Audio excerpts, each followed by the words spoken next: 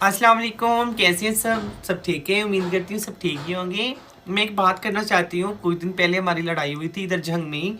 हमारी अपनी शीमेल की ही लड़ाई थी। इतनी बड़ी लड़ाई भी नहीं थी, छोटी सी लड़ाई थी। तो काफ़ी लोगों ने उसको बहुत बड़ा इशू बना दिया है, बहुत बड़ी बात बना दी है कि जैसे इंडिया और पाकिस्तान की जंग लग गई है। तो ऐसी वैसी कोई बात नहीं है। ये छोटी छोटी बातों को ना आप इशू ना बनाया करो। तो ज़्यादा बात को बढ़ा चढ़ा के ना बताया करें। तो एक वीडियोस वायरल हो रही है, हमारी अपनी वीडियो से, हमारे घर की वीडियो। हम घर के अंदर बैठी हुई हैं, हम बात कर रही हैं, बात ख़त्म कर रही है, ख़त्म हमने बात की, बात होगी ख़त्म हमारी। तो उस वीडियोस को काफ़ी लोगों ने उठा के आगे आगे शेयर कर दिया है। तो मुझे काफ़ी कॉल्स आती हैं, काफ़ी मैसेज आते हैं, अभी भी आते हैं। तो क्या हुआ था, क्या हो रहा है, क्या नहीं। ऐसा कुछ नहीं है। शीमेल की लड़ाई होती रहती है, वो छोटी सी लड़ाई होती है ना। हमारे हम ना इधर ढजे करते हैं ना फैर करते हैं।